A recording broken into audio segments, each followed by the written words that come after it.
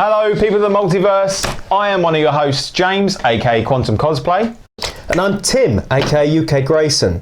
And welcome to Suit Up, the Cosplay Show. Yes! First episode! First episode indeed. The first ever episode. We did it. You need a new podcast, you need a new YouTube channel. This is the one. 100%. And for anybody who kind of doesn't know, this will be an introduction to every single episode, what it's going to be like. It won't just be James and I each time. Yeah, exactly. Yeah. So yeah, we've peeked behind the curtain. We've already done 2 of these. What are you doing? You're giving away the game. But no, we've done a couple to squeeze some guests in who wouldn't have been able to make it. But so usually the format will be Tim and I. Let's quickly talk about why we did this. Because this is the first ever one. This is technically the first ever one. Yeah. So basically, we felt that the platforms cosplayers are given aren't exactly enough or aren't exactly catered to them. So what we would hope through this is to just introduce anyone to it who's new to it, or bring in people who are already onto it but have it kind of narrated and brought to you by cosplayers. Yeah, that's a good way of putting it. The platforms aren't really there. Yeah, and not really just cosplayers, but also fans in themselves, like nerd fans. Yeah. Because that's what we are. Yeah, I mean, exactly. That's what I think most cosplayers are. But yeah, definitely tailored towards a more immersive experience where you could, like, everyone has their Instagram, everyone has their thing where they can go and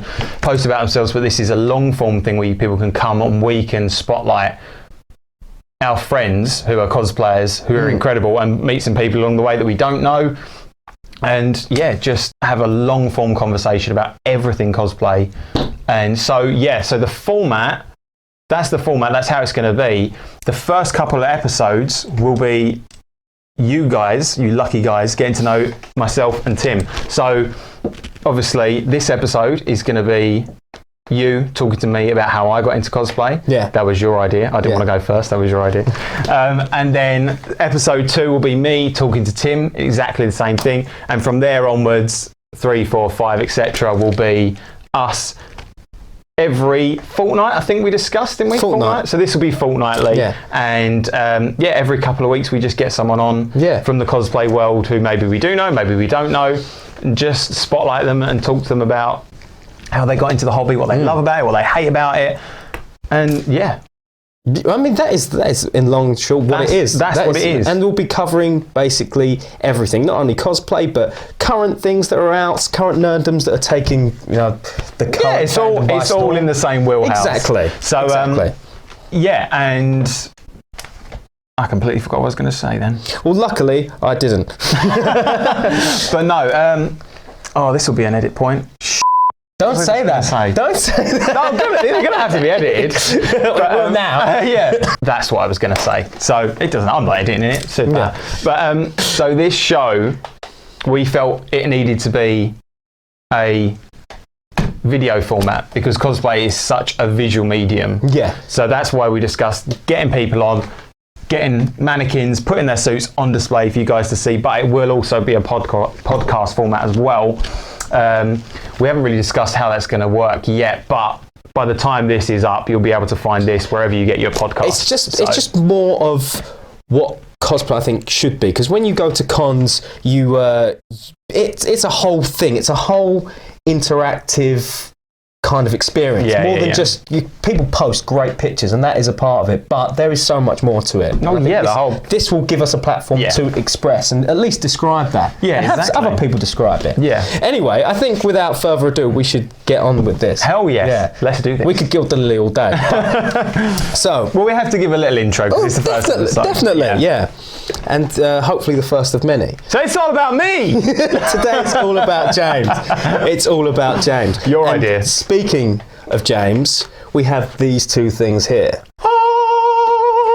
So we're going to go through ironically... These are mine. Ironically, this is your first and like most current. When Nearly this goes most out, current. So when this goes out, this will be like your last. That sounds terribly dreadful. The beginning and the end. Yeah, by dying. This is how I thought we should tell you. Oh no, we just died. No, I need a guest host. But this was my first ever cosplay, it did not look a single thing like that when it was started. Obviously, you were there from the beginning. Exactly. But for people who didn't know, yeah, why did you choose something so big to be your first? Actually, you know what? Let's backtrack. What kind of got you to the idea of going to a con first? Well, I assume you. Really was it? This will be a weird interview base for us. We've had this conversation before, even though this is the first time. Exactly, like when I interviewed you for episode 2. Stay tuned. But, say that again. Oh no, what I was just going to say. Sorry, what I was just going to say was obviously.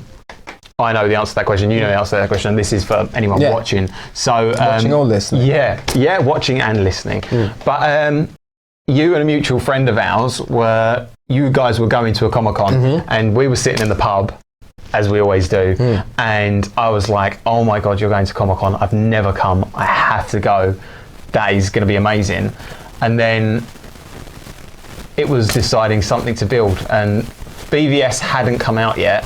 No, it was that. But the trailers were very much in full swing. The gears were turning and stuff was happening. We'd seen like images and things like that, and I just fell in love with that suit. I mean, it is a tank of a suit.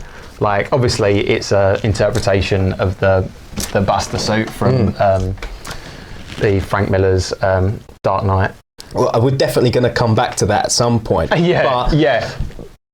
But so obviously, so I was just going to say that's why I love it, because it's an incredible interpretation of something from the comics just brought to real world. But why I don't know why in God's name I decided to build that thing, because as a first suit, that pretty much sums me up though. I always jump in the deep end, whatever I do, and so I was like, if I'm gonna do, because I'd always wanted to go Comic-Con. I'd always wanted to go to a Comic-Con, and so you guys gave me the opportunity. I was like, if I'm gonna do this, I'm gonna go big.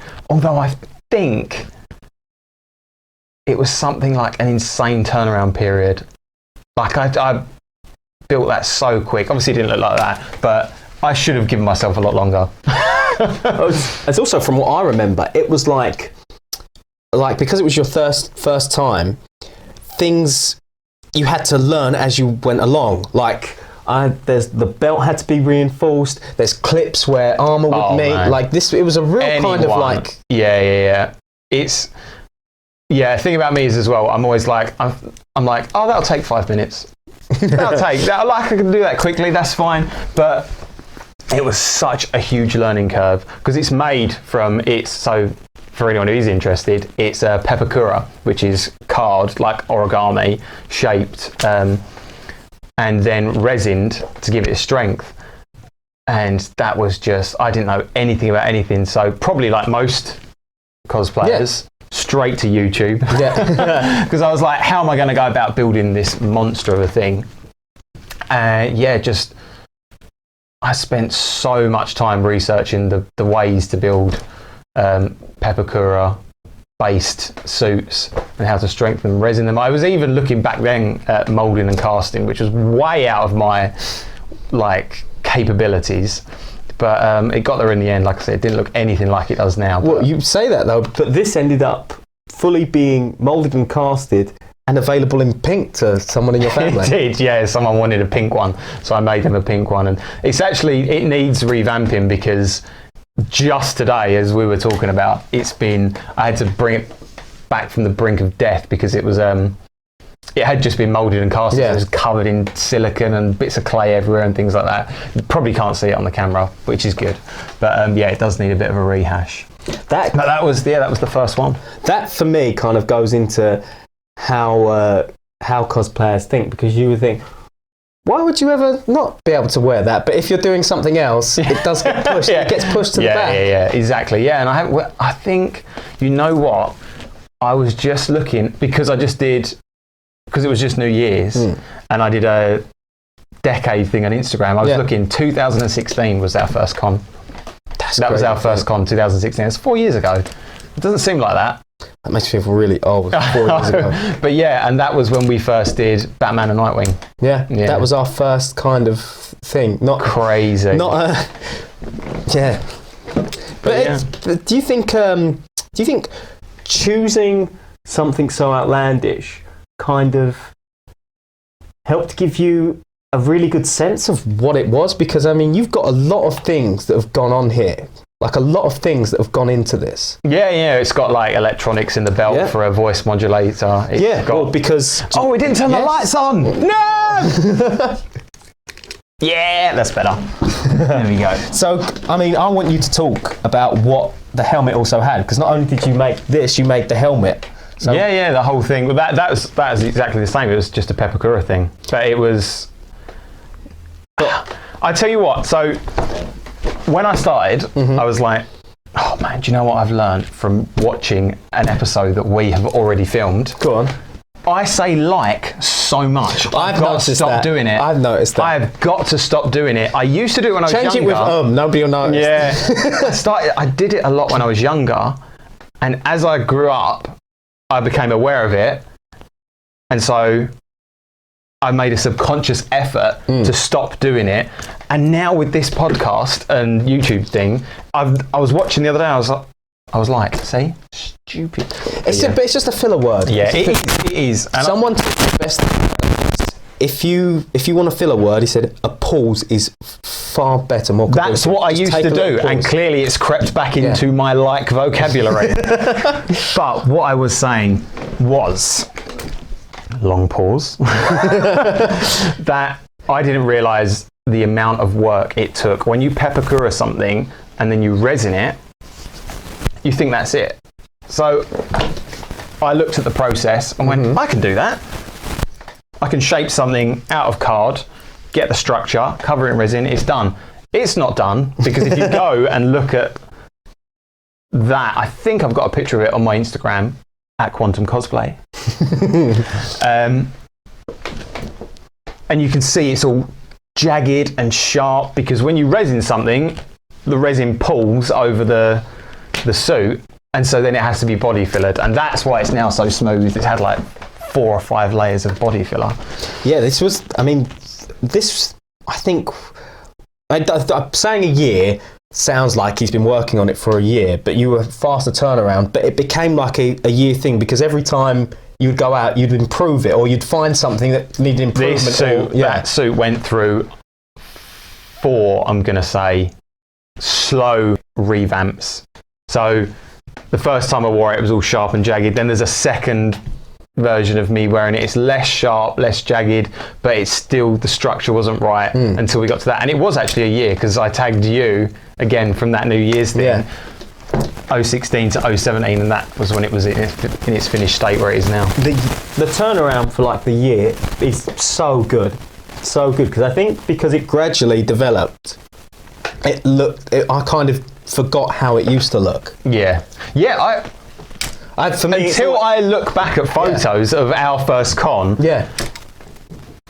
it's like, oh my goodness, how did it ever look like that? It's like what? Yeah, I shouldn't have brought out. No, that was fine for it to be. It was in context. Yeah. But for me, like, you got me doing it now. Screw it. For me, no, you're just noticing that you do it as well. That's what it is. But as I said, I'm calling this like episode 1. That's going to be the title. For me, it always stood like that, and that wasn't the case at all. And I think you added things as we went along, like the voice changer, because people can't hear that. You sound like Batman when the helmet's on. Yeah, and then eventually I moulded a faceplate, because I'm never shaving my beard ever.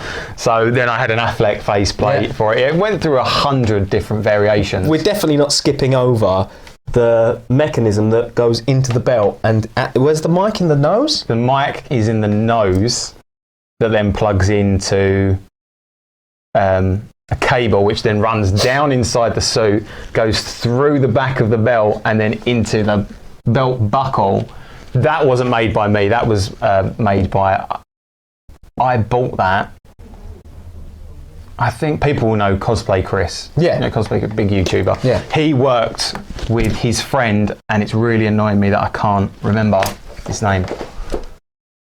Because he has a company that made it. But you could find, if you wanted one, you could find. But I think they did like a limited run as I was building that suit. Yeah. And so there was no discussion. I had to buy it and put it in the suit. I remember talking to you but about it. But that's the only thing that of the whole suit that I didn't make. But I remember talking to you about it because, not to be deterred, you said I looked on because there was a manual on how to do it yourself, and you was like, I looked at it and I was like, oh no, electrician. There is no way. What actually happened was, I think the guy who made it put up a video tutorial of you can make it yourself, because I think they did a limited run. So he was put up a video and said you can make it yourself if you get all these bits and pieces, and the video was like 4 hours long. It's not happening. Not happening. Just at home with solder burns. Yeah, exactly. Well, we've spoke in depth about your past, and we will come back to your past. My past. What's happening in the future? Yeah. So, are you even a cosplayer if you're not still covered in paint from getting the suit ready for something? It's still not finished. I had to make some alterations just to get it on display for today because it's in the middle of going through a revamp. But yeah, this is my current Aquaman suit, and I'm absolutely in love with it. It looks incredible. This is most cosplayers will know, and even if you're not a cosplayer, you will learn if you start cosplaying. You're never finished. Yeah. You're never finished. There's always an improvement. You make something, you think it's the best thing in the world for about a week. You wear it, you get photos of yourself back, and then maybe you don't. Like, it doesn't matter. For me, I sit there and I just look and think, that needs improving, that needs improving, that needs improving. I think everyone is their own worst critic. Like, if you look at other people's pictures, you just look at it and go, that's fantastic. But exactly. The person who's in it will look at tiny details and be like, I can improve this. Yeah, everything is subjective. Exactly. So when you're talking about quality, it's not a competition. But I just have standards that I want to try and achieve. Yeah. So when I make a suit like this, like I said, I even had a faceplate, a Ben Affleck faceplate that I can put in because I can't be bothered to shave. That's ridiculous. But that's what I love about cosplay, is trying to get as close to a screen accurate thing as possible. Yeah. I love the detail that goes into trying to replicate something as best as you can. Yeah. That's not going to be the same for everyone. It doesn't matter. However you want to cosplay is the best way for you to cosplay, as long as you're having fun. But for me, that's the element. And I think that's probably what I love most about the hobby is just the physical making of something and trying to get it exactly the way it is on screen or in an image or something like that.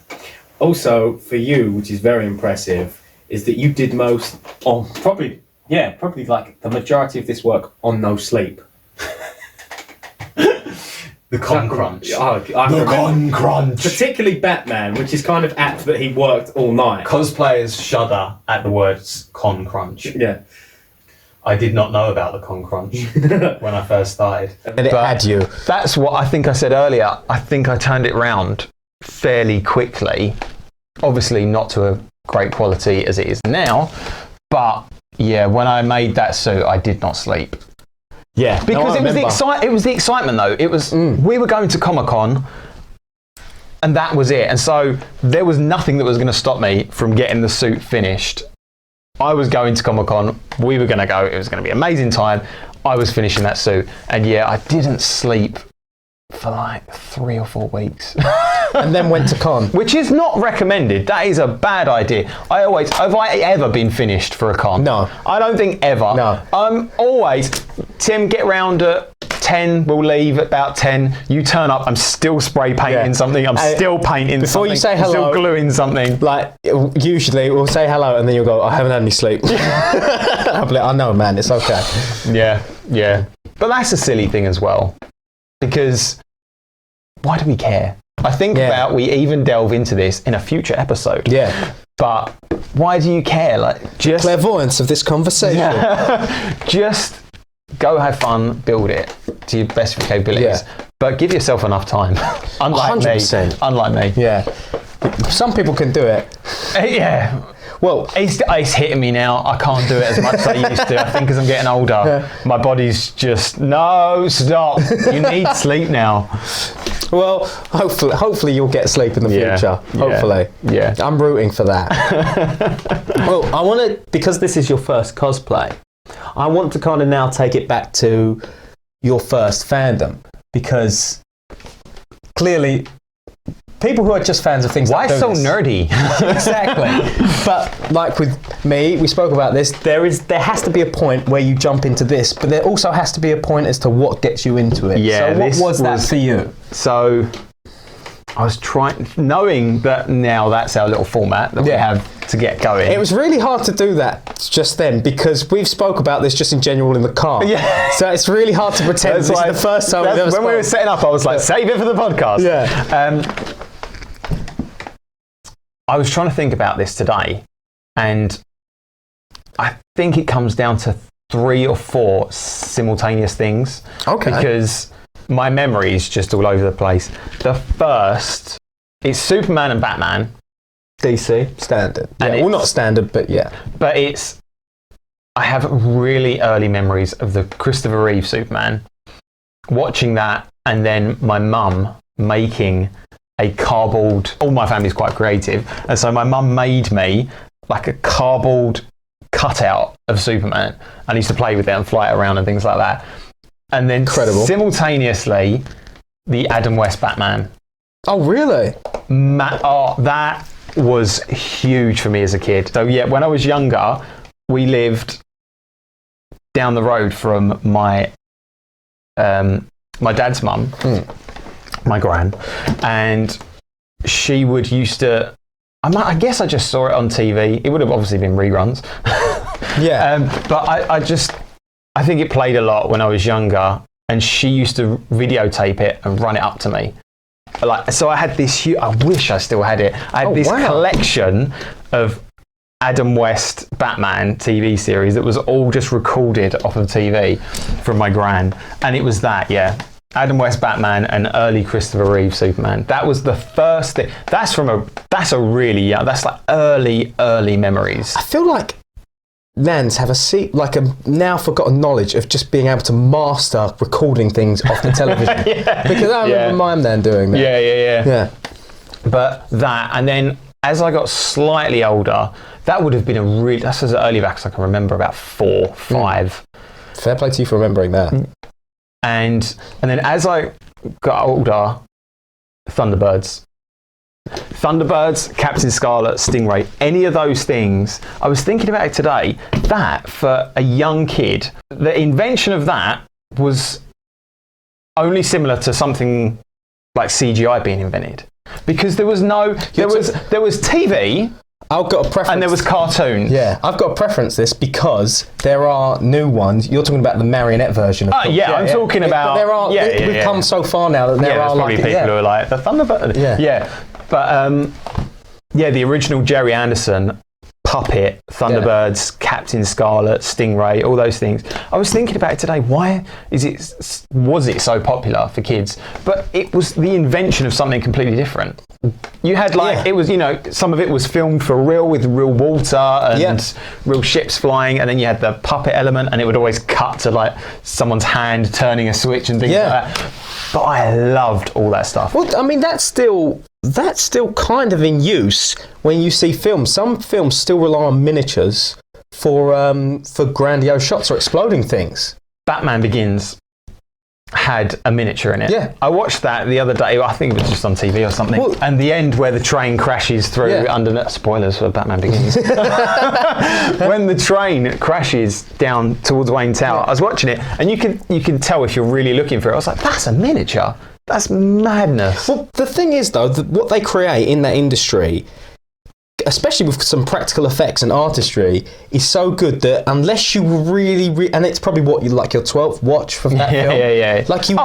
Exactly. I'm not looking for it. Exactly. I've seen that film 100 times now. So. But that is a skill and a quality that can't really go out of date if it does what it does. If it works on camera, they're going to keep it. Exactly. And they can only just refine it. Exactly. That's why practical effects, they'll always be used. I say this as someone who's very much into their film and who works in it. Yeah, you work in the film industry. And that CGI is fantastic for filling in blanks. And a lot of people will see CGI and not know. And that's fantastic CGI. That's when it works That's best. fantastic CGI. And fire. For some reason, CGI artists are killing it with fire. Like you will not be able to tell the difference. Yeah, they're really right now, right now, they're really good with fire.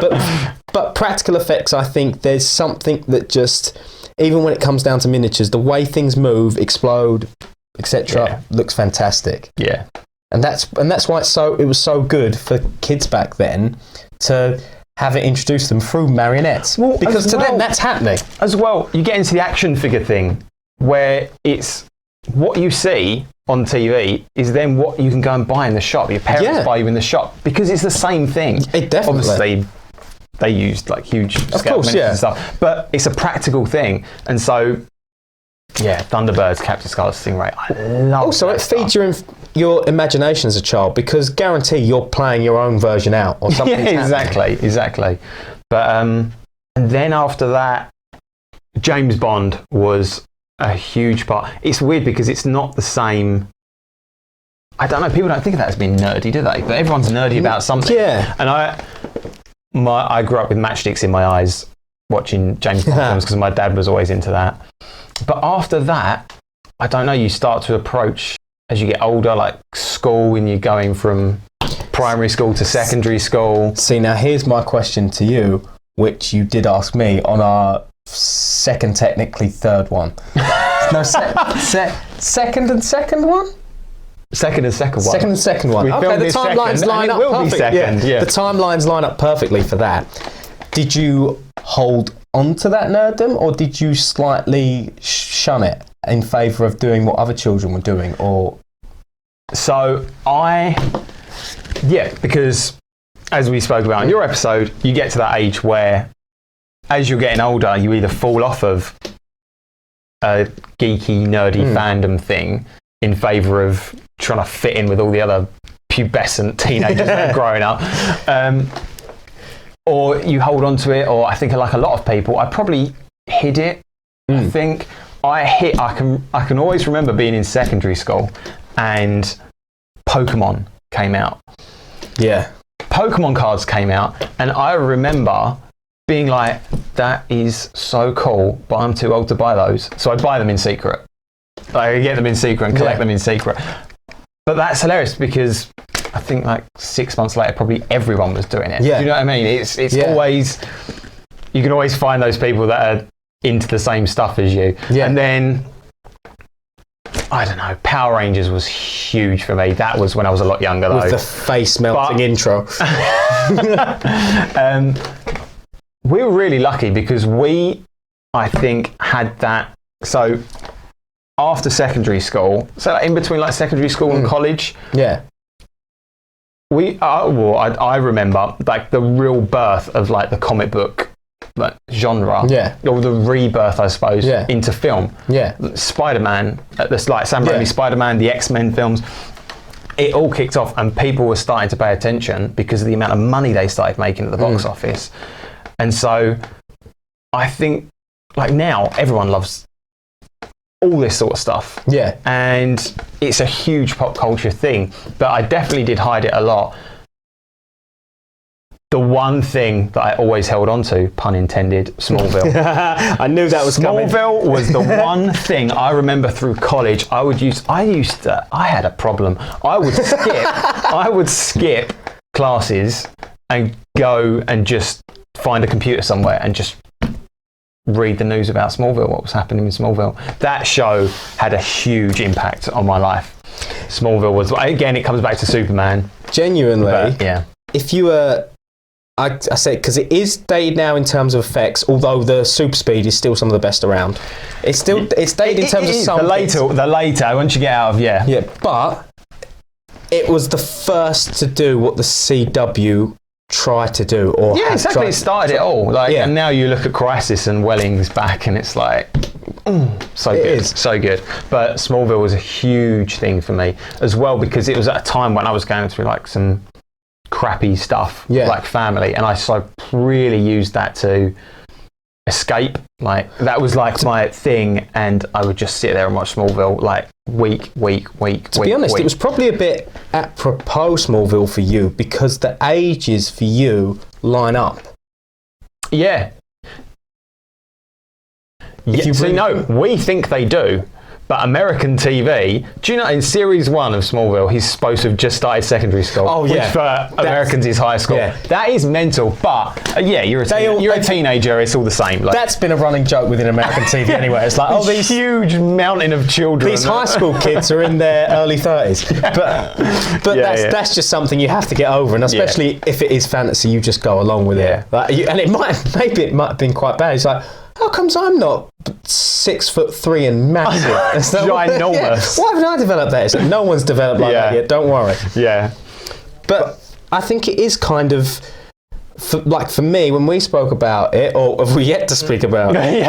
It was Teen Titans, and they were all kind of 13, 14, and that was my age. And for you, Smallville, and definitely it was. It connects. And I would say, I'm not sure about you, but for this sort of thing, you do look for stories you can identify with. Yeah, that's whether it's subconsciously or consciously. Yeah. But Smallville was really the thing that you said, did you hold on to like your fandom and stuff from like being a young age to growing up? I think I let it slide, but then when Smallville hit, that propelled me back in, and that's when I really started going and buying comics. And really? That was it for me, because Smallville, I'd watch it on TV and I just wanted to get back into that escapism as a kid, and that's when I just went crazy and just started spending all my money on comic books. That's why I've got so many comic books, because I spent too much money as a young person on comics, and I don't care. But that's kind of good, because at least it's comics for me is a gateway drug to actual reading. It will promote reading. Yeah. Whether you like it or not. Yeah, exactly. People used to, and this is a long time ago, people used to put them down because it's just a comic book. Yeah. If you're reading, you're reading. And if you're reading with incredible artwork to look at, well, exactly. What's the problem? I'm not being funny. When I started school, I wasn't the best reader because you couldn't give a kid like one of their books, whatever their training books were. And be like, read that. I'm like, how am I going to read this in my own time? You pass a child a comic book, especially give them something they love. Have you ever seen a child tell you about something they love? Oh, yeah. Give them that, and make them learn through that, and that is the way to do it. Exactly. And or better yet, go, don't read this, it's not for you, and watch them read it. Yeah, all that. But that just, at that age, I just went mad, and that was the perfect sweet spot of then all that starting. You know, the door just opened, and Batman Begins, Superman Returns. It just, comic book films, that was the door opening, and it was just the perfect time for me, and that's where it all really started heavily. That was kind of the kickoff point for you. Do you think that because I know you've got a collection of the James Bond books. Do you think that Smallville kind of helped you go from, right, I've watched this, but now I want to read about it. I want to just have more knowledge on it. Do you think that... Yeah, like you said, you start reading comics, it just starts you reading more anyway. Yeah. And that definitely happened with that. But for me, it was always about the artwork. Oh, really? Yeah. The art, because I did a lot of art when I was younger. I've seen some of the pictures. You're good. Everything I did through any educational system was like creative, like outlet. And that is what I fell in love with, was the artwork. which is obviously counterintuitive. What we were just saying about you go and read something, but for me, it was just the paper. Well, not really, because the pictures are, exactly. But I remember going and buying my first comic, and it was all about the artwork. It was Jim Lee. Okay, I just looked at Jim Lee and went, "What? Incredible art!" And that whole creative side eventually funnels into this, I don't think people give enough credit to the world of comics for just getting, if it's good, a phenomenal story backed with incredible artwork. Yeah, because that is the sweet spot. When you get amazing artwork with a phenomenal story, that is just a match made in heaven. And that is the thing. People might love comic artwork and not know. Like, it was until you got me into the artistry behind comics and who does you were probably always more of a reader. Yeah. And I was like, well, check this artist out. I liked more introduce you to the artist per se. Yeah. You were like, well, you like all these pictures. This is what this person does. Talking about fandom, I remember working in a bookshop and someone came up to me and I was rifling through the graphic novel section, as small as it was. And someone who I worked with was like, "Why are you looking at those?" And I remember lying and being like, "Oh, it's just for like a college thing, because it's like an art thing." It's like, "Oh, okay." So everyone goes through that phase. Yeah. But you grow up and just go, "Screw you, this is the best thing in the world." I think that's such a weird point, isn't it, in your life, where you go to fit in because no one else is, and then you get to an age where you go, "I'm not fitting into I'm gonna do what I want to do." Yeah, I like what I like. Yeah. And then you go to Comic-Con, there's 130,000 people there. Well, perfect segue, your con experience. Yes. Yours, like me, yours has basically been a London/England one. Yes. Yeah. Well, we'll see. Very recently. We'll see. Yeah. We'll see. We want to get... So what enamoured you about con in both cosplay and the feel of it, and why each year do you feel like going, "I'm going to bust me out something else to keep me up at nights to wear"? It's for me, like I said, I've always been creative. I've always been artsy. In my job as an adult human, I'm a builder, and so that just lends its hand to this hobby anyway, because the amount of things you learn about materials and what goes together and what doesn't and things like that. But it's the creative element. It's just making stuff. You don't realise how it's so good for you as well. Like, they say people with hands-on jobs are more like mentally healthy and, I don't know, sexier too. A lot sexier. You have a hands-on job, don't you? Don't I? Super sexy. Oh, no. But it's addictive as well. Yeah. I started building that thing. I couldn't stop. I didn't sleep, because for me, the end game was making this as accurate as possible. And it just took over my life. It probably to a detriment for a little bit, but we'll talk about that on later episodes and things like that. But that's what it was. And then turning up to con, MCM was our first. Yeah. My first, your first. So what you're saying is you love cosplay more than your family. Yes. Oh, God. I'm sorry, Ellie. Yeah, that was a joke. That was no.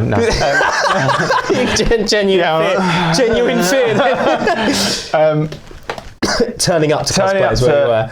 To con, and like I say, there's 130,000-ish. I think that's a roundabout number now for MCM. People there who all love the same things that you love. There's stuff there you don't even know about that you get introduced to different fandoms. For me, it's always been, American, Western graphic novels. Your DCs, your Marvels. You go there, manga and anime is such a huge part of Comic-Con. I've never got into it, but you get introduced to things like that, and you see all these different people. And then you get to turn up in whatever you've just built and show it off. Yeah. And there's definitely a vanity element. Oh, 100%. Definitely a vanity element. And anyone that says there isn't is lying, because you don't put that much effort. And it's, again, quality is not a thing. Quality is subjective, but you put all this hard work into this thing you love, and then you get the confidence to go and show it off and walk around in it amongst like-minded people. Well, it's like anything, like dressing to go out. You don't tell me you don't look in the mirror and go, okay, I've nailed that tonight. That's just how it is. Yeah. But I remember, I don't think it was my first con. I think it probably would have been the year afterwards. And we went to a photo shoot. It's like you hear about when you go to cons, you hear people start arranging group photo shoots and things like that, DC shoots, Marvel shoots, Batman shoots. And someone was there from I think like a local newspaper or something, and they said, picked out a couple of people and said, can we interview you? And I remember the person in front of me was asked pretty much like what we're doing, why do you love this hobby so much? What is it about for you? And I always remember she said, for me, it's when a kid sees you in their outfit and they come up to you and you embody the character, and it's amazing. That is a genuine 100% amazing part of cosplay. Without a doubt. It is when a little kid does see you and all they see is Aquaman or Batman, and their favourite character is Aquaman or Batman or whoever. You make their day, and that's amazing. I remember just going, look at me! I was like, this is the best thing ever! I was like, look what I made! I was like, I don't care. That's fantastic. She gave this really like heartfelt answer, which I 100% agreed with. I was like, at the end of the day, I was like, because I spent forever building this thing. Of course I want people to see it. That's why I'm here. I'm here to show it off. So vanity is a definite element of it, but it's as long as that vanity keeps in check. And then you don't start getting a complex. We had those anyway. It's we brought those with us. That's why we're doing this. Exactly. But like you said, how, there's this great element that comes with that.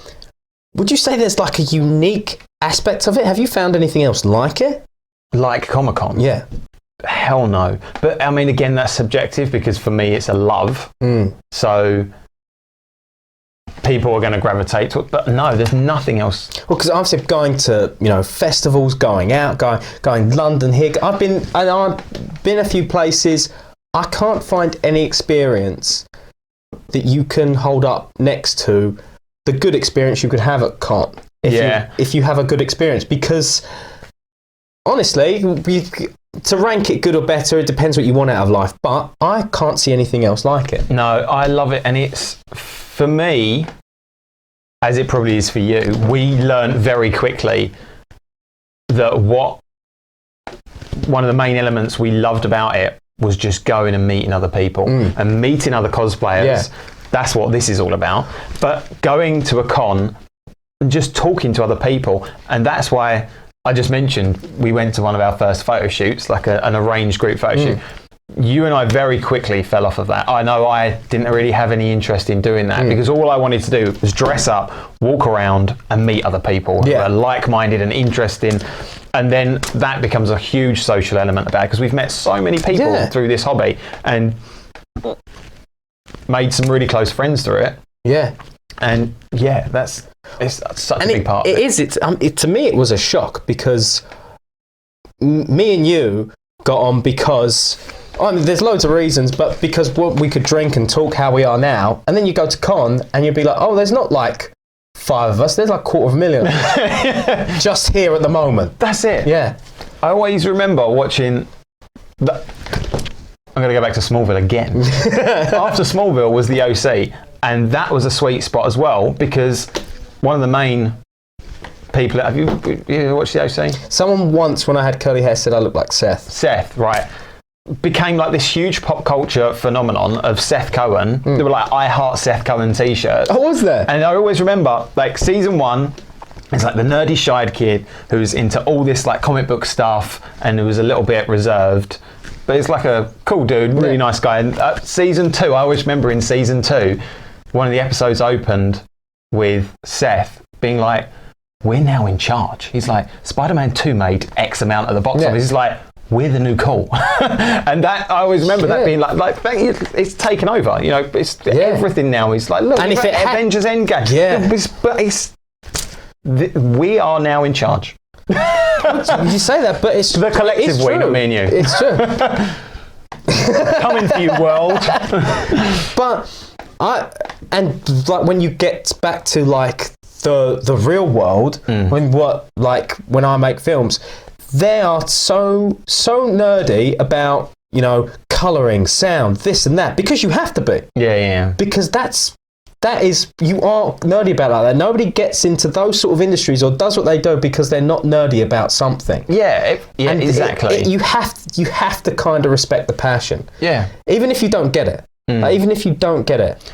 Even if I didn't have the fandom, like we keep throwing the word geeky, nerdy around, but that love for something that's, it's so fun. It's like a badge of honour now, isn't it? Yeah. So, but used to mean you were a little bit weird. Now it just means you're still weird, but you kind of own it. Yeah. Like, you don't care what people think. And what I was saying was, even if I didn't have that element, I think I'd still be doing this hobby in some form or another, because just the creative element of building something yourself that looks as close as you can get to something, that's what I love. I love that element of the costuming. It's so cool. That's such a good family and good way to put on that. But I like that you didn't bring up at all is the fact that afterwards we get drunk in them. That's the best thing about it.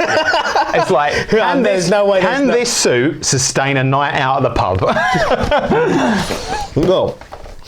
Night out of the Fox. But that's a huge part of con. Yeah. Is going and socialising. It doesn't matter whether you drink or not. We drink way too much, but it's because it's just, you take that element of, like, when I said you first walk into con, you're like, oh my God, look, 130,000 people here, all like me. Yeah. You then just get to, over time, pick out the group of people that you get to know, and then socialise with them afterwards. It's the best of both worlds. It's quite nice as well, because people, like you said, photo shoots, people will ask for pictures, but you're drinking and can we have a photo? And you're like, with the beer? And they're like, yeah, with the beer. If I can stay in costume long enough, I will do. I don't care what I have to do. Because that is... there's so many things about it. This is so hard. This is why this is such a good... long form conversation. Well, exactly. Because there's so much stuff about it. Like, putting the suit on, that is, you understand why. You know, when you hear these actors say, you know, the first time I put on the Batman suit, the first time I put on the Captain America suit, the Thor suit, whatever it is, you stand there and you look at yourself and you're like, this is badass. I mean, the simple thing of try putting on a cape and walking without having a posture. Yeah. Because a simple thing like that changes your posture. Imagine when you get into something like this. No capes. No, I love a cape. Most of my cosplays have capes. This is a rare one. Yeah. Anything Aquaman doesn't have a cape. So. Yeah, that is accurate. Although this suit does have a cape and more armor. Some of the armor falls off the cape, like loses. Spoilers. And stuff like that. Yeah, spoilers. Also, we're going to talk about how when you first built that and put it on, you couldn't get out of it. Yeah, that happened. There's so much of that stuff that happens, though. It's everything about cosplay is a learning curve. That's the thing. It's such a good hobby. It's such a good hobby for people to have. I don't think people realise. The making element, the crafting element, the stuff you learn. Your life is a huge learning curve, like you say. I don't think getting it off was the problem. I think putting it on was the first problem I had, because if I put on an inch of size, I haven't been to the gym in months, but if I hit the gym and I put on some weight, I would not be getting in that thing. It is snug at the waist. But it's just stuff you learn. Well, your life is made so much better if you have a passion, whether that be at the gym or a hobby, or even the people who paint tiny soldiers. If you get through life and then can calm down and go, you know what, I'm going to do something I love, your life is infinitely made better. Exactly. The fact that you being healthily passionate about something is fantastic, and I am 100% healthily passionate about cosplay. I love it so much, honestly. And suiting up. Suit up! Give away how we come up with that original name. Suiting up it's just awesome. Getting to a con, putting your costume on, and then going out there and cosplaying. Well, the vindication of, like you said, just sitting there building something, making something, and then going, all right, now this is going on, not in a glass cabinet, not anywhere else. I'm going in this. Yes, they'll be going in glass cabinets. They will be going in glass cabinets when they're done. Like I said, they're never done. This needs revamping partially. The belt anyway, but colours, yeah, it's all. This brings me quite nicely to a Sophie's choice now, because you're quite lucky. If someone asks you, who's your favourite kid? You know, I've only got one. Ollie. Or if you reveal it now. Or have I? Well, this is the time this that I reveal that. We need a hug. I'm like, Ellie, go watch episode 1 of What a way to tell someone. But, like asking... Yes, Tim, I do only have one child. Carry on. So you know which is your favourite? He's my favourite, yeah. But you don't only have one cosplay. What's your favourite cosplay? That is difficult. I'd have to go through... I don't know. Okay, so Batman, Armoured Batman was first. Mm-hmm. Then... Ninja Batman was second, I think. No. Ninja Batman was... Oh, first Aquaman was after that. Justice League. No, Dawn of Justice, Aquaman. Oh, yeah, you're right. Yeah, with the armour. Oh, man, I forgot about that. Right. That was LFCC, London Film Comic Con. And one might have been a Comic Con as well. I think there's a picture of Ellie as Mira, but Mira as it was from Dawn of Justice, where she had the armour, which I think don't at me, but no, from Dawn of Justice, where she had like the armour. Mira's not in Dawn of Justice. Is she not? No, no. So you're right. Yeah. So when she's got the armour, and you've got the armour, I think that existed at MCM at some point. Or but not the Dawn of Justice one, not the shirtless. Oh, now we're getting confused. I meant the fully armoured one. Oh, okay. I'm talking about the shirtless with just the brace. That was my second. It was, yeah. From Dawn of Justice. Yeah. You were talking about Justice League. Yes. You reminded me of Dawn of Justice. Yeah, so that was because as soon as they cast Jason Momoa as Aquaman, that was the ones where I got really familiar with your body because I had to put tattoos on them. Yeah, and that was a long process. Tattoos. Man alive. That's been through some processes. Yeah. I've not been able to get off for days. But that was my second. You were hairy enough for that to really hurt. Yeah. That was my second one. That one, I think I only did that once because it's one of those ones where you're semi-naked. And so it's a constant. But cosplay, again, is a massive motivation for health and fitness. Yeah. There's loads of people that interpret that into cosplay, or incorporate that rather. That was my second. Then I'm pretty sure came the Aquaman you're talking about. Yes. Black Suit Superman. Yeah, good shout, yeah. Hang on, so I'm going to go through. So we've got Buster Suit Batman. Why are you trying to make me choose? Choose, man.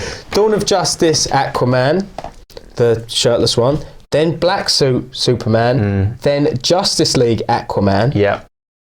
Then, was it Batman Ninja? I think Black Suit Superman, Batman Ninja, and Justice League Aquaman were the same con. Because I remember I used Black Suit Superman as an undersuit for Batman Ninja. Yeah, now I remember. Yeah, because you're not content with just doing one, were you? Yeah, and then I simultaneously made the Justice League. So that was another all-nighter because I remember sitting in the pub and showing someone a half-finished photo, and they went, when are you wearing that? And I went, tomorrow. And I went home and finished it. But I don't know. I can't pick a favourite. Really? I can't, because for me it always comes down to Batman, Superman and Aquaman are my favourite characters. They're my favourite characters. And they're all tied. Sometimes I think Superman pinches it because Smallville. Probably going back to that Smallville element of it launching me back into fandom. But then if you're asking me about my favourite cosplay, that comes down to a costume situation. And it's probably between one of these two. because I like building complex things. Yeah. I like building things which draw attention. Like I said, I'm a vain git, so. But you walk in dressed in either of these, and people are stopping and looking. Yeah, and that's what I love about it. I do like building something where people turn and look and go, oh wow, and then they go, whoa, you made that? Yeah. That's always the first thing is like, where'd you get that? And it's made. Yeah. Oh, you made that? That's the reaction I love. Yeah, how much did you pay for that? And you're like, I don't know, the costs of making it. Like, you made it? Yeah. So it probably, I guess that's why they're here. Because I had all those costumes to bring. So like every week, or every 2 weeks, someone's going to bring costumes, put them on display for people to look at. And these are the two I love the most. So it's probably between one of these. I also love that question. Okay. Oh, he knows. He's found out.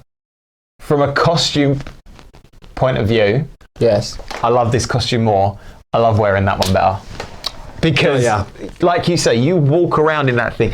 It's huge. It's massive. Well, not to mention the little touches. Like, I don't think we brought this up, and I'm going to bring it back to that. Those eyes, people can only see the white. You can see out, but people can't see in. Like, yeah. So you made but that's another thing that was a YouTube hole, and I figured it out. For anyone who is interested, I love sharing stuff about how you build things, but you cover the eye socket completely, but you leave a really small letterbox slit along the bottom so you can see out. And then the LEDs are behind shining out, so so they don't blind you. No, they did the first time I made them. But again, learning curve. Out, yeah, exactly. And that's a massive, what's it called? What would be the word? Like undertaking? No, like figuring something out, like trial and error. Oh, like you do something, you go, okay, it looks right, but it doesn't work practically. Yeah. And you're back to the drawing board and tweak, and it's that making element again that I love. But yeah, okay. You forced me to it. I love wearing that one better, but I love this one as a costume more because I love the design of this. Yeah, they nailed that. Like, there's some great elements in that. That's kind of an amalgamation of like stuff you've worked out in terms of foam, because you've got the puff paint, the scales. Yeah, it's kind of a little bit of everything. Yeah. Obviously, that's a completely different animal because it's all resin, it's all solid, it's a solid structure. Like you could, much like how if someone 3D printed something, but from a crafting element of having to, the peppercura. But I'm saying it's a solid object, so. Yeah. But obviously there's muscle suit underneath there, which we both learned how to do that because you did your Superman one at the same time. I think it was the first one, wasn't it? That was the first one. The first muscle suit we ever built was your Superman one. Yeah. Yeah. That's crazy. Tune in for episode 2 to check that out. Yeah. And then the scales over the top are all foam. Everything's foam. Yeah. And what we talk about a lot, but now we should probably talk about it here, is the proportions of the muscle suit. Yeah. Those proportions are perfect. Again, it comes back to cosplay however you want to cosplay. For me, I like being a perfectionist. These are not perfect at all. Like, there's things that need to be done, detailing, colours, but I love getting proportions right on something. I always say to you, proportions is what makes a costume because when something's out of proportion, it's really noticeable. Really noticeable. I'll give, for an instance, the shoulders on that suit are oversized and they're done on purpose because it gives me more of a proportion in the suit. I'm not Ben Affleck. So I always, that's a huge consideration when I'm doing a costume, is proportions. I think for you consider your proportions, because as much as you want to look like Jason Momoa, if you built that to Jason Momoa specs, that wouldn't look good on you. Well, for starters, the neck would be there. I'd be looking out Jason Momoa's a lot taller than I am. Who is Jason Momoa's size? Yeah, I know, there's guys out there, but it's a massive, it's huge. Even so, maybe height, but shoulders wouldn't, but there's no way. Yeah, and then you go through the physical elements that they get themselves into shape to portray that character. Yeah. I'm not taking a year out of my life to hit the gym to do a cosplay thing, but that's the thing as well. there are people who do that, and I love them for it. It's incredible. Like people who incorporate stuff like that. There is no reason you can't do that. If you want to get into crazy shape, go for it. Yeah, exactly. More power to you for making yourself more like the character. Yeah. But I love a good muscle suit. Good in the winter. Yeah, exactly. Yeah, bad in the summer. Oh God. Remember your Nightwing costume? God. You look like a swimming pool. Oh God. I felt like a swimming pool. That was amazing. We'll get to that. Actually, we won't. Oh, we won't. Because we didn't bring it up. No. I don't think we brought it up. No, maybe there'll be future episodes where we do this again when we don't have a guest. And it's always burned into my mind. So, it'll always be there. I think we've spoken a lot about, cons, cosplay, why we do it. But for you, what really changed when it started to go onto social media? Because I know we both didn't get like an Instagram account for ages. I mean, I didn't have an Instagram account until I set up a cosplay one, I don't think. Yeah, you're probably... Yeah. Like I think this is probably something that's going to come up repeatedly on the show. Yeah. That's why we made this show. Because we want to give more of a platform for cosplayers, a more in-depth platform, a long form thing where we can discuss things like this. But yeah, social media, I didn't realise what a huge part of cosplay social media was. People would always come up to you and say, oh, you get people giving out business cards and they say, oh, go follow my... It's such a... But then we're seeing a turn in that now, aren't we, as well, where, you've got the whole Instagram, Facebook algorithm thing people always bang on about, which I don't really understand. But for me, it's always been about just the fun of... I definitely need to shoot more. Yeah, that's something we've been just banging on about that for about a year now, saying we need to shoot more, and that is for social media purposes. Yeah, but that's just a bigger part of cosplay. Again, you're putting yourself out there, aren't you? Yeah. And as long as it's in a healthy way, like social media is so addictive, but. That's what I think the good thing about cosplay is for, I'm not sure for me, well, no, I'm not sure for everyone, but for me, I can go do like... you can separate. I'm Superman, I'm Nightwing, I'm going to do all this cool stuff, and then Monday morning runs back and I'm back to work. Yeah. But when you think about it... Which I think is healthy. Which definitely. Is healthy for social media, because a lot of people get tied up into social media. Definitely. And it's quite good that I can go, oh look, there's Nightwing and Superman and like all these people I'm just doing for a bit and then back to normal work. And you've got to be healthy about that. I think we have even spoken about probably somewhere down the line, once we get a format going and we get guests on and things like that, maybe we'll do subject-based episodes when we talk about things like that more in depth, because even though this is probably going to be like an hour and a half long, you still don't get to talk about everything. There's so much to talk about. Yeah. But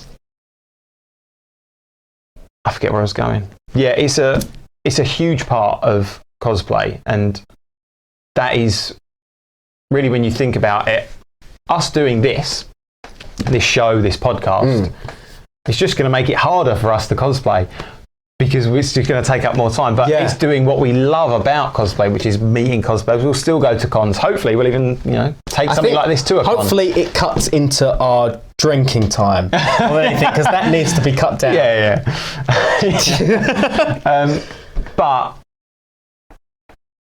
that would be like a personal goal would be to photograph more. And even though that is for social media, you do have to be careful with social media. Like I say, it can be really addictive, things like that.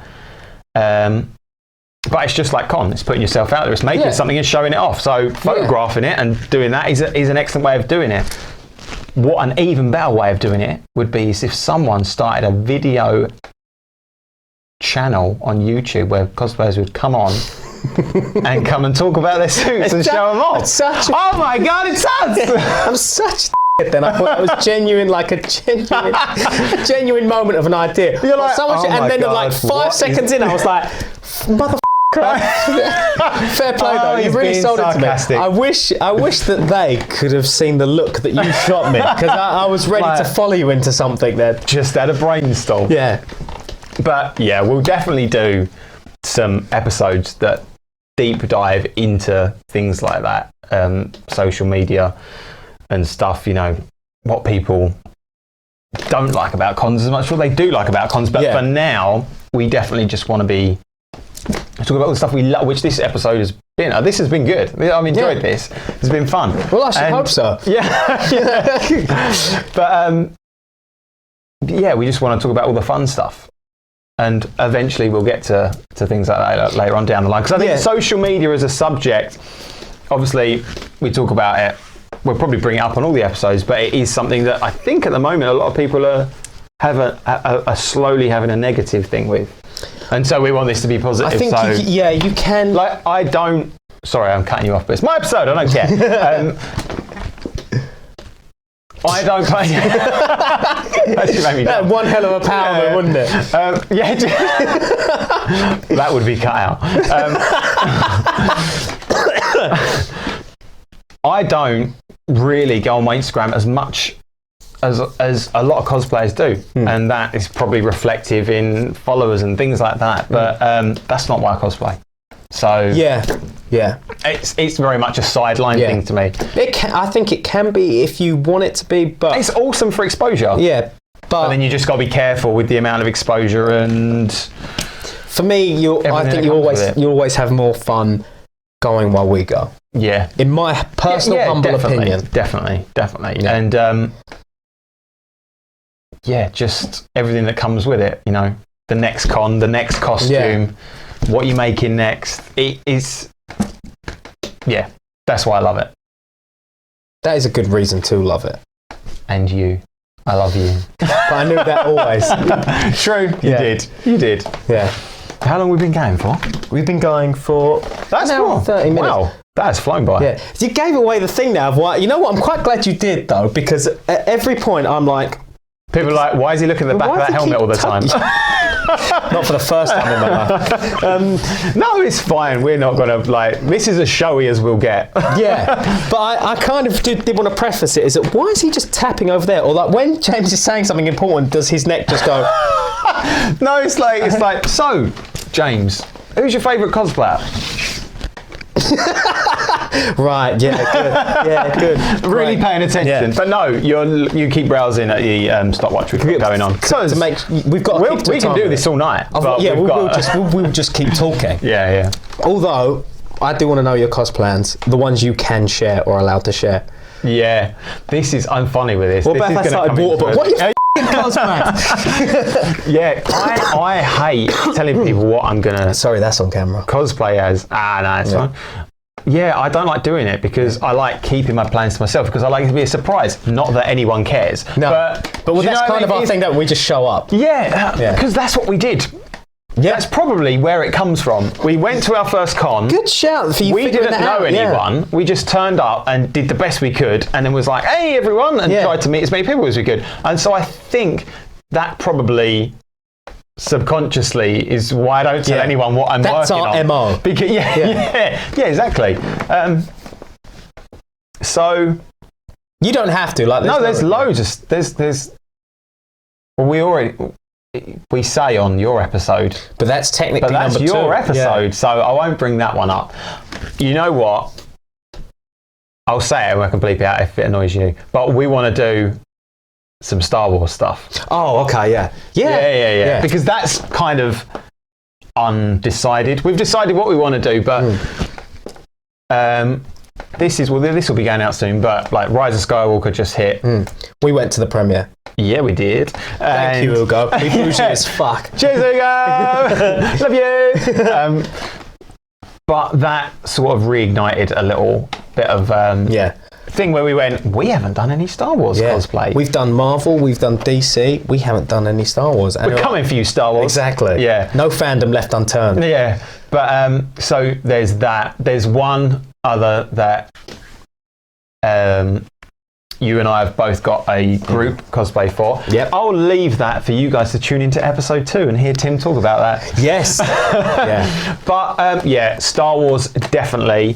The thing for me, I'm trying to actually think if I actually have got anything that I'm building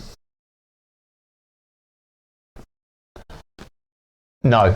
I like that. That was like, yes, but no, you can't know. No, yet. what I was going to say is, while there are things that I do want to build this year, 2020, baby. Yeah. What I do want to build this year, for me, I'm going through a real phase of taking the suits I already have and trying to make them better. Because, I said to you, like, I've always said, cosplayers, for me, they're the biggest type of fans. For you to, it's not a competition, but everyone loves something. Yeah. Loving something isn't a competition. But the people that love it so much, they go out of their way to build a costume of the character that they love the most and then go and put it on display. That is an incredible fandom. Yeah. There's a jump point as well where you do that. We do that. I love doing it. And like I said, the thing for me is making it as perfect as I can. And like I said, these aren't, by my standards, perfect. So I'm going through a real phase of I'm going through a real phase of if someone skips to the end, they're going to be like, what's that about? Yeah. Going through a phase of not rebuilding, but just bettering my suits. I said to you this year, I'm done with rush making something. Almost fine-tuning what you have. Yeah. Just improving everything because... Do you think that's easier to build something and then kind of fine-tune it? Because once you've got something in practice, like you've got a base or something there, it's then easier to just go, right, this can be tweaked and tweaked here because it's almost like the back of it is broken. Yeah. The best way of building something is rebuilding it. 100%, because you've built it, you know what your flaws were. So go rebuild it. Maybe not from scratch, but that is exactly what both these suits have been. So I'm going through something of going back across because I don't know, we kind of went through some of them, but I've probably got about 7. Yeah. Maybe that's probably a rough number, maybe. That's 7 costumes. Not one of them is finished. That's ridiculous. Because that's what cosplayers do. Yeah. That's what we do. We build something, we rush it for con, and we go, yes, kind of, yes, all right. And then a year later, you go back to the con and go to wear it and go, oh, it's not finished. That's kind of like a it makes you look in a really bad light. Yeah, and I don't care, because that is who I am. But it isn't finished because loads of them aren't. You're right. Yeah, I was worried. Is that got one plugged in it? Yeah. Okay. I freaked out then. I looked at the thing just a minute ago. The mic's still reading the mic. So okay, good. Yeah. I freaked out then because it just caught my eye. I felt I had to bring it to people's attention because you were asking me a question and then just slowly looking at my crutch. And I'm like, this is going to look weird on camera. Yeah, never feel you need to have that. As I slowly glide up your leg. Yeah. So for me, whilst I do have cos plans, I can't wait to try and finish everything. That's what I want to do. I want to go back. I don't want to rush stuff anymore just for a Comic-Con. Like I said, it's ridiculous. Who cares? Just me. So, I want to go back over all my old costumes and get them as good a standard as I can. See, I like that though, being like, you know what, from this point of where just someone who maybe takes, dressing up at a party a bit too seriously to now making costumes, and a lot of costumes that some of which they've asked you to, like Warner Brothers wanted you to make Batman Ninja, which is not on display here, but if you go to @Quantum Cosplay, there's a Batman Ninja costume that I made for Warner Brothers. Where for a con, like it wasn't for Warner Brothers, Well, but no, they had a presence at a Comic-Con when they were launching Batman Ninja and said, could you build a Batman Ninja set? But they asked you to do it. Yeah. So to this point where you're creating stuff for these things, for you to go, you know what, I'm no longer just going to rush everything. I'm going to do this for me. Like, it is truly a hobby. Whereas before you kind of, That's a really good point. First, but now you're like, it's appropriate to say, like, now you are someone who's gonna say, I'm gonna do this in my own space because I enjoy doing this. Yeah. And which is much better because it's for you now. This suit is a prime example of that. Yeah. I rushed that suit so much so that the back wasn't finished. Do you remember? I remember, We went to con and I was walking around and someone would take a picture and be like, that is such an incredible suit. And then I'd turn around and it's like, the back's not finished. Or that really good and when I say not finished, I don't mean not painted. There were no scales on the back. It was exposed muscles. I don't even think it had muscles on the back. I wanted to wear it that bad because I was so bothered about making it for Comic-Con because and getting it out there. Whereas now, no. Yeah. I love doing this. So the thing I love doing about something, as I've said, is making it, finish it, getting it perfect. That's what I'm going to concentrate. I've matured in my cosplaying ways, Tim. Do you think it's also that now both of us have a little bit of a backlog that if something didn't get finished, you go, well, I'll wear that, which is very nice. That is a very good point because my recent Endgame-ish, it's not Endgame exactly, but Endgame Thor, I've worn that a lot recently because it's really close to being finished. Because it was one of my only costumes at a time that wasn't cut up, half painted, things like that. So, I mean, getting everything done, then you've got more options, haven't you? Exactly. Exactly. Yeah. I think, is that the most time we've spent in cosplay drinking as Avengers? What? Which time we were drinking? I was going to say. In general. I mean, in general. Yeah, probably. In general, yeah. Because a lot of my suits up until that point were not practical to go to the pub in. Yes. If I go to the pub in that, either I'm going to die or someone else is going to die. Yeah. Because I'll either fall over and crush myself or fall over on someone else and crush them. But to be fair, people loved it because I remember as well, we used to, when we used to get something to eat, you used to take it all off because you wanted to be comfortable to eat. And it was Well, no, I can't. The thing is, I can't sit in that. No, you cannot. There's no way to sit in that. To be fair, I can't sit in that. A lot of my... we don't pee when we go to Comic-Con. We don't pee. You don't, I do. Yeah, you do. Yeah. I don't pee all day and I don't sit a lot of the time. So yeah, when we go get Tell lunch... a lie, not in Superman, I don't. Yeah, you're right. So. There you go. Yeah. If we stop to get food, in that I take it off because now it's at the point where I can pretty much take it off fairly quickly. Yeah. But that guy was so impressed that he waited for you to put the whole thing back on. Do you remember? MCM outside. Yeah. He came over and said, sorry to disturb you. It's so funny when people do that. For the record, I don't mind. It doesn't bother me. No. For all those people who are going to see me at Comic-Con eating and come and ask. But open the floodgate. Yeah. Oh my God! It didn't bother me, but that was madness. Well, because he waited for you to finish your food. Because he came over and said, sorry, do you mind if I take a picture? Yeah. And I was like, well, I'm not in my costume and I'm eating my lunch. He said, yeah, that's fine, I'll wait. And he waited for me to finish my lunch and then put it back on. Yeah. That was cool. Yeah. But that was just a testament to what it looked like. Yeah, it's like memories like that as well. He didn't even see you with it on. He just saw the pile of it. Taking it off. I think he saw me taking parts of it off. Yeah. You sure? I think so because I think that's why he came and asked for a photo. Oh, okay. Because I was like, he would have just seen it on the ground and then would have just assumed. I just that half of that cape has pinged back at some point during this video. That's gonna just slide back. It doesn't matter. You might be lucky with this angle, but that angle might catch it. Yeah. I forget about that angle. Every time I look to the camera, I've been talking to that one. But that's camera one, so that's fair enough. Yeah. So that's it for the future of cosplay for now. It's just improving everything for me because we're going to be doing this. Add to something else that we had no time before, and now we've taken on just another great big adventure. Like, I don't have enough time for cosplay. I know what we'll do. We'll start a YouTube video series and podcast. And make sure we get all the lighting and cameras to go with it. Yeah. Because we can't do it half-arsely. So we go, okay, so we'll really, that will not help our time. But like I said, we needed to stop drinking. So perhaps this is the thing. Oh God, we'll get there. Yeah. But I think that's. That does. We've covered as much as we can. me. Not for the first time. Giggity. Thank you for the interview. It was amazing. I can't wait to interview you in episode 2. I know. But no, it's awesome. I'm looking forward to it. Let me do the outro. Are we doing an outro?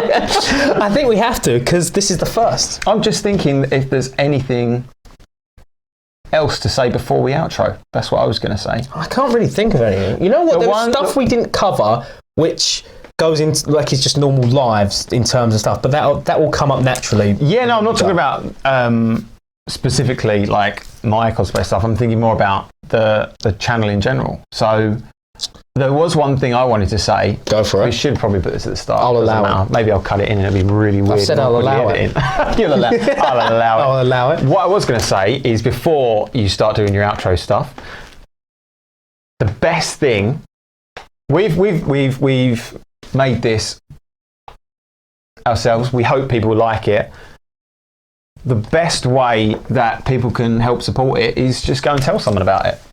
That's a very, very people good can point. go and follow socials. We'll get to that, but go and tell people about this if you enjoyed it. Even if they are cosplayers, or if they're just nerdy. Yeah, if they're just into fandom. Yeah, maybe you're a huge cosplayer. Maybe you are just getting into cosplay. Maybe you don't know anything about it. And you're like, what is a cosplay suit up? Yeah. So that was the only thing I was going to say. Yeah. Before I interrupted your beautiful. No, that's a very good preparation for outro. But something we should probably say every episode. Just if you enjoyed this, go tell someone. Yeah. Go tell a friend. Go tell an enemy. If you don't like it, go and tell someone you hate. Go tell someone you hate. But that's probably a really good point to bring up as well, is that on this, we will not be going through how to make things in the technical sense, because there are so many people out there who do that so well. That's why this is what it is, because everything I learned off YouTube, so it's out there. Go find it. And people do it so well. And if people want to know how I made something, just get in touch with me. Yeah, I'm happy to do it. But we're not doing tutorial videos and things like that. We just want to talk about cosplay. This is a dissection of it as a whole, and the kind of the social aspect and practical aspect, I suppose, of it. Definitely. Yeah, definitely. And it's been fun. Yeah, it's been. I can't wait for more episodes. Yeah. I can't wait. Right. Okay, let's hit the outro then. So I think I go first, don't I? I think that's the way we do it. Yeah. But it's going to have to be now, because this is the first one. So, yes. You go first, Tim. As always. So they can find us on Twitter and Instagram at The Suit Up Show. Yes, and you can find us on YouTube at Suit Up the Cosplay Show, or you can email us at thesuitupshow@gmail.com. That was something I did want to say. Send us an email. Send us a question. Yeah. Communicate with us. And maybe we'll read some questions and stuff on the show and stuff like that. Because honestly, this will constantly be evolving. Hopefully, if we get your support, this will be constantly evolving. It's a learning curve. As much as this is a learning curve. Exactly. This is a learning curve. Exactly. So let us know what you like and what you don't like. Yeah. And we will ignore it if Feel free to pop that in a bin. No. But so give those again now. Because we went through that. So where can they find us? Any questions or comments, things like that? For Twitter and Instagram, they can find us at The Suit Up Show. That's right. And YouTube is Suit Up the Cosplay Show, and thesuitupshow@gmail.com. And I think that is about it. That's a wrap, baby. High five. Thank you for the amazing interview. That was awesome. Yeah. Can't wait to do you. Giggity. Giggity. That might get copyright struck. Awesome, dude.